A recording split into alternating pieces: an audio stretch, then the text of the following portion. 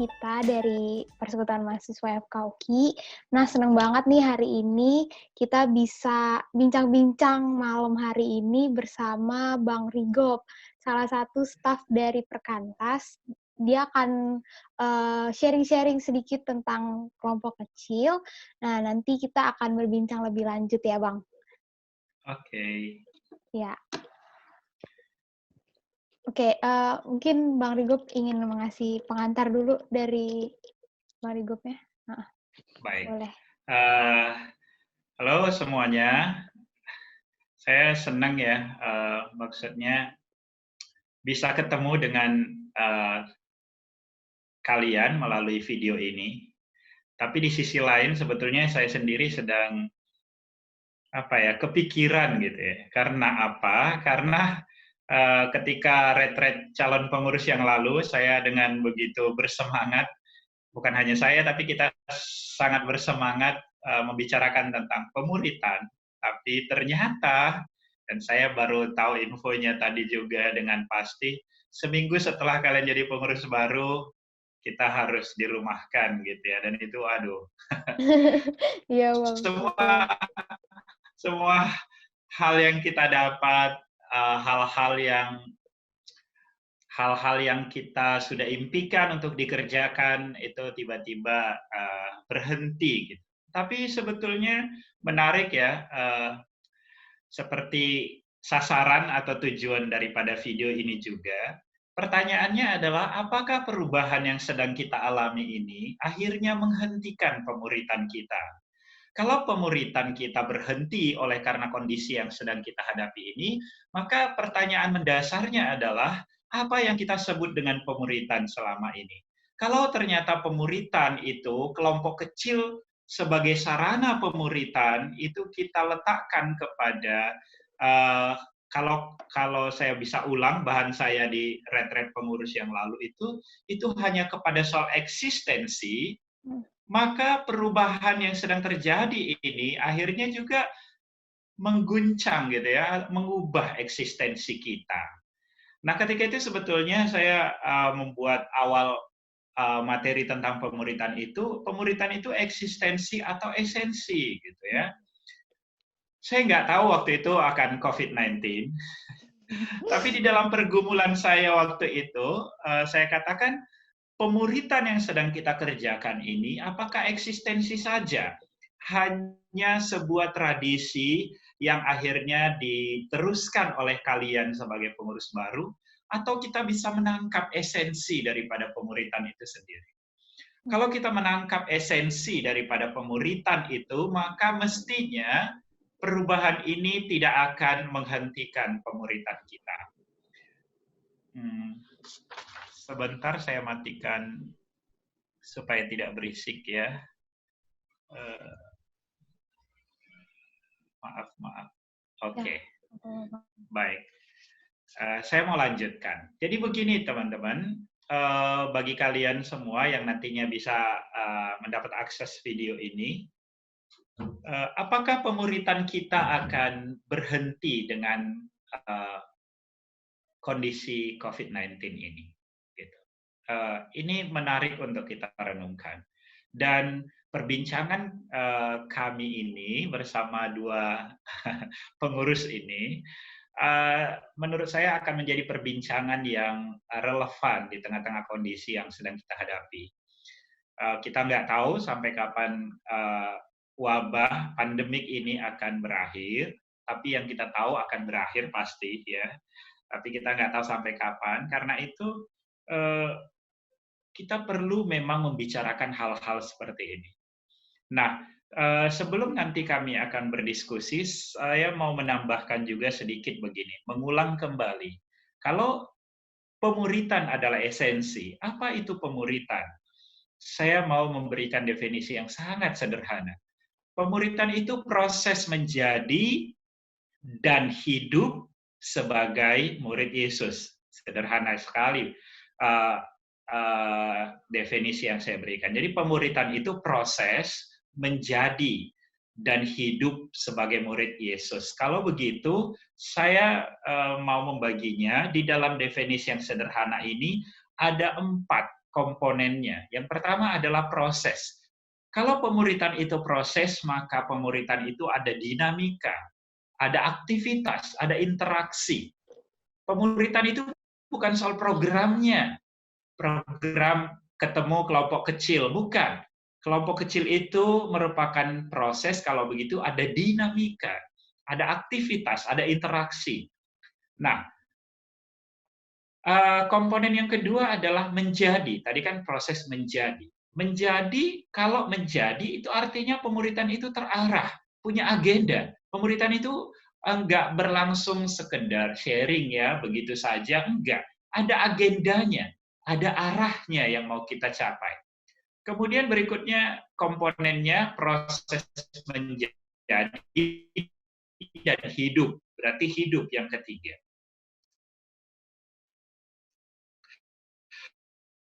Kalau pemuritan itu bicara tentang mengitas keautentikan antara pemimpin dan orang yang dipimpin, dan ada pertumbuhan, ada growth, ada pertumbuhan ya. Jadi nggak stagnan gitu.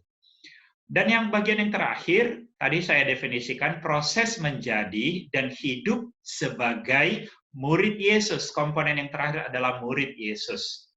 Kalau begitu, pemuritan itu bicara tentang berpusatkan Kristus.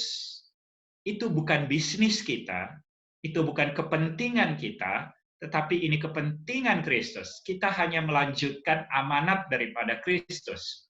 Proses menjadi itu adalah satu arah yang jelas kepada kemuritan sebagai murid Kristus. Jadi dengan kondisi kita yang sulit untuk bertemu di dalam konteks realitas sehari-hari ini, kita akan bicara tentang pemuritan ini.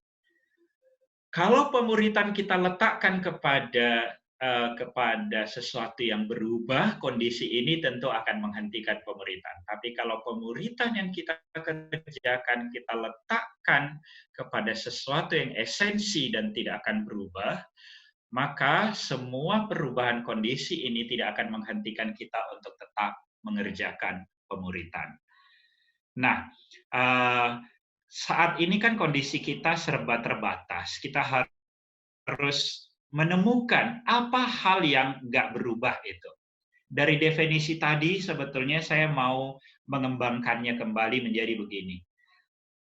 Kalau begitu, di dalam pemuritan kita, metode mungkin berubah, tetapi ada hal-hal yang tidak akan berubah. Substansi daripada pemuritan yang pertama adalah Injil dan kebenaran. Nggak bisa ditawar-tawar, itu tidak akan berubah. Yang kedua, relasi yang sedang terjadi. Itu tidak akan berubah. Yang ketiga, pengalaman experiencing di dalam pemuritan itu tidak. Berikutnya, kita sebagai murid itu tidak akan berubah. Kalau begitu, Injil kebenaran itu menjadi satu pengalaman di dalam satu relasi yang mengubahkan keberadaan kita. Yang dulunya manusia di luar Kristus, sekarang kita menjadi murid Kristus. Jadi pemuritan itu akan proses menuju kepada keserupaan dengan Kristus. Saya kira ini ringkasan daripada materi pemuritan, meski sangat terbatas ya. Kiranya ini menolong mengarahkan diskusi kita, dan juga menolong teman-teman untuk bisa kembali melihat daripada esensi pemuritan. Oh, sebelum nanti kita tanya jawab. Relasi itu tidak akan berubah, saya bilang. Relasi yang saya maksud bukanlah proses yang langsung ketemu itu. Dalam dunia yang sedang kita hidupi sekarang ini, saya mengalami satu relasi yang autentik dengan Tasya dan Michelle saat ini. Ini kan terjadi gitu. Jadi relasi itu esensi, itu nggak boleh berubah. Pemuritan tanpa relasi nggak mungkin. Jadi yang penting relasinya. Metodenya melalui Zoom, melalui Meet, melalui telepon, melalui chat, tapi ada satu proses berelasi yang sedang terjadi. Itu nggak bisa berubah. Nah, gimana kira-kira Tasya dan Michelle? Ini kiranya menolong kita bisa berdiskusi dan juga mungkin ada banyak pertanyaan-pertanyaan yang juga sudah didapatkan dari proses sharing dengan PKK dan AKK. Oke. Ya, baik Bang, terima kasih gitu. Dengan keadaan yang kita di rumah aja ini, itu kan bakal menuntut kita ini untuk lebih mandiri gitu Bang, sebagai seorang PKK. Di mana tantangan kita itu bukan masalah ke AKK-nya, tapi lebih ke diri sendiri untuk bisa lebih berinisiatif gitu, memulai kelompok kecil. Padahal kita punya banyak waktu luang gitu Bang, kalau dibandingkan kita harus ke kampus gitu. Tapi malah justru tantangannya lebih berat waktu kita ada di rumah ini. Nah, menurut Bang Rigop tuh gimana cara kita biar bisa bertahan gitu Bang, untuk membangun semangat kita lagi? Ya. Menarik ya. Jadi ini fenomena baru. Dulu waktu kita bisa kuliah tatap muka, ya kan? Rasanya kita pengen gini, maunya apa namanya? Aktivitas kuliah dipersingkat supaya kita punya lebih banyak waktu di kos, di rumah. Ternyata teman-teman, sekarang kita 24 jam di rumah kan? Apa yang sedang terjadi? Apa yang sedang terjadi? Dari PA, dari kelompok saya kemarin, saya lagi mimpin kelompok, sharing daripada teman-teman, saya juga mimpin anak kedokteran gitu ya. Kemarin kami kelompok di kedokteran dari Ukrida gitu. Menarik bahwa mereka pada akhirnya sharing, ya setelah di rumah-rumah aja kok rasanya justru nggak ngapa-ngapain gitu. Jadi gini, ini sebuah fenomena. Ternyata kehidupan di rumah saja itu justru tidak membuat kita produktif gitu. Nah, sebelum saya bicara tentang kelompok kecil, coba kita bicarakan ini secara apa namanya ya, fenomena ini secara umum dulu, ya. Menarik ini. Ternyata setelah kita di rumah saja kok nggak produktif, bangun tidur, mandi pagi, sarapan, ya main handphone sebentar dan seterusnya, ngantuk lagi, tidur lagi. Jadi kita tidur siang supaya kita punya energi untuk bisa tidur malam nanti. Bayangin. Jadi bagi teman-teman, saya kira ini relate dengan kita masing-masing yang melihat video ini, bahwa ini fenomena yang menarik. Kita ternyata setelah dirumahkan 24 jam, kita justru tidak produktif. Apa sih yang sedang terjadi? Jadi ini bukan hanya persoalan kita sebagai PKK, nanti saya akan coba singgung, tapi setidaknya kita common sense, kita lihat dulu fenomena ini secara umum. Jadi gini teman-teman, kehidupan yang unstructured itu sangat memungkinkan untuk kita akhirnya tidak apa namanya ya, tidak lagi punya arah di dalam kehidupan kita. Jadi waktu kita kuliah, jam sekian ke jam sekian kuliah, jam sekian ke jam sekian praktikum, kehidupan yang terstruktur itu ternyata memberikan pertolongan bagi kita untuk bisa lebih jelas arah kita gitu ya. Kesal dengan jam kuliah yang sangat padat, kalian rindu dengan itu. Nah teman-teman, artinya apa? Kalau kita telisik lebih jauh, 24 jam di rumah ini, fenomena yang sedang terjadi ini, 24 jam di rumah ini ternyata menimbulkan kembali behavior-behavior kita yang lama. Jadi ini maksud saya. Waktu kita kuliah dengan jam kuliah yang padat, ada jam rapat, ada jam pertemuan, itu kan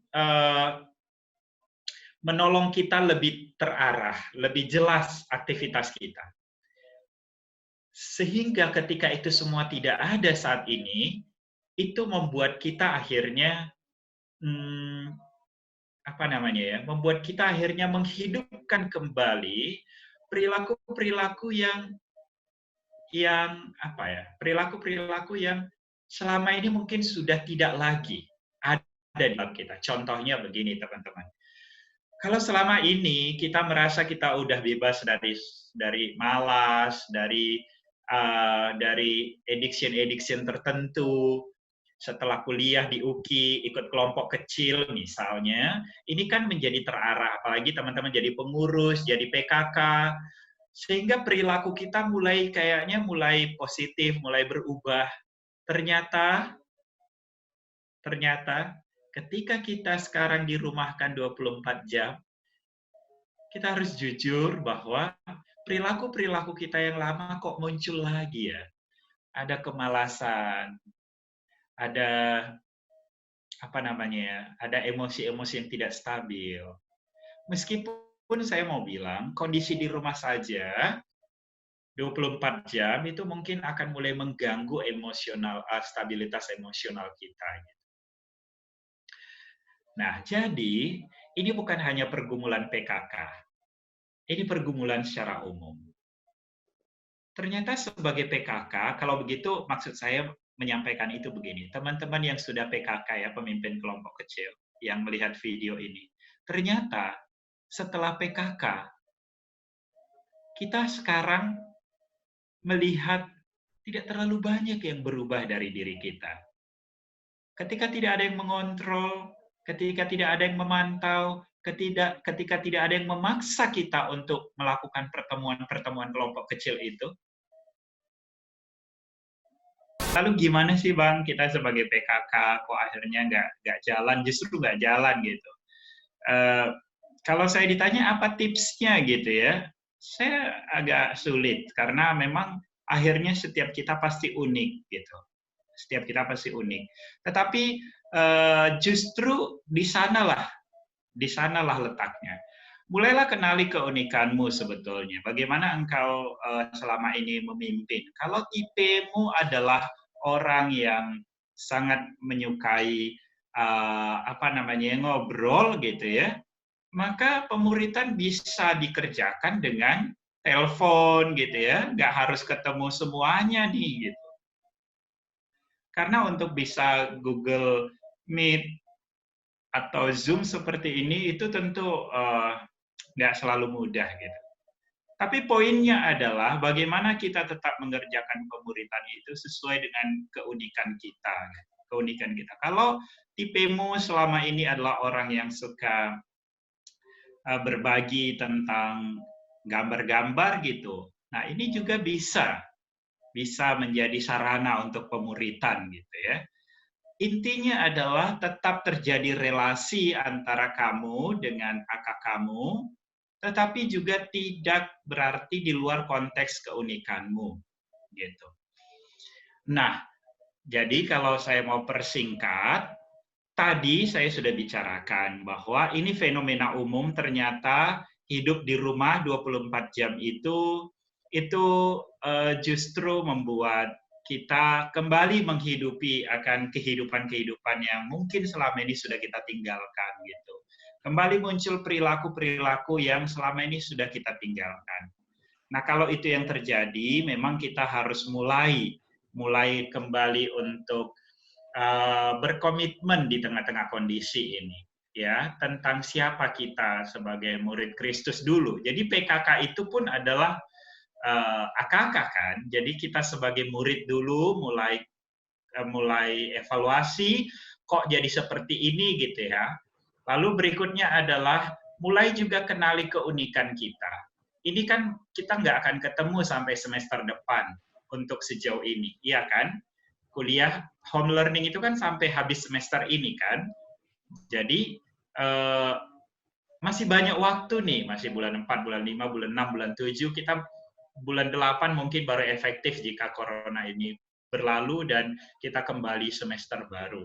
Tapi apakah pemuritan kita nanti akan berhenti sampai sejauh itu? Kan tidak. Jadi mulailah sekarang kenali keunikanmu. bangun kembali relasi dengan anggota kelompok kecilmu sesuai dengan keunikanmu itu, gitu ya.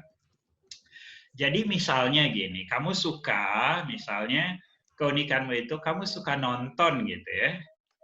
Bagaimana menjadikan nonton ini menjadi sarana kita memuridkan, gitu.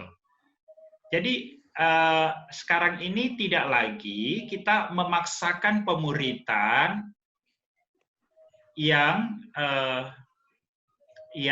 memindahkan dari yang offline itu menjadi online. Gitu. Suara ini jelas gak, Dek? Jelas banget, Bang. Oh, karena ini poinnya. Ini poinnya. Kalaupun nanti diedit ya, saya mau kasih tahu ini poinnya ya. Teman-teman, kelompok kecil di dalam situasi ini tidak sedang memindahkan metode dari yang offline keseharian menjadi online. Dalam artian begini. Kalau yang lalu kalian sebut kelompok kecil itu bahas satu bahan, nyanyi, doa, kumpul gitu ya. Lalu itu kita ubah dalam bentuk online. Buat Google Meet, buat Zoom, lalu kita mengulang. Bukan itu hanya memindahkan metode. Itu kita hanya akan melaksanakan pemuritan sebagai program. Pemuritan itu bukan program. Pemuritan itu proses. Karena itu, seluruh sarana yang sedang kita miliki itu bisa kita pergunakan untuk tetap mengerjakan pemuritan. Gitu kira-kira. Jadi ingat ya, pemuritan di dalam konteks digital tidak sedang memindahkan metode yang offline menjadi online. Pemuritan itu adalah tetap mengerjakan proses memuridkan. Itu pemuritan kan, tadi prosesnya.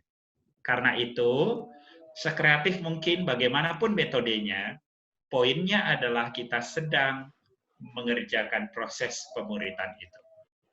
Gitu. Jadi, kira-kira begitu. Ya, ini menarik banget ya Bang, dari pembahasan Abang tadi tentang metode gitu.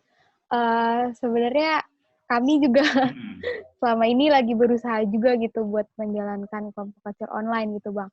Nah, tapi di kelompok kecil online ini, menurut Abang itu sebenarnya efektifnya itu berapa sih Bang waktunya? Misalnya kita ketemu gitu, biasanya kan, maksudnya efektifnya dalam 1 jam kah? Atau gimana kah gitu Bang? Nah, antara AKK dan PKK belum on the track, belum pada track yang sama. PKK masih punya bisnisnya, AKK masih punya bisnisnya.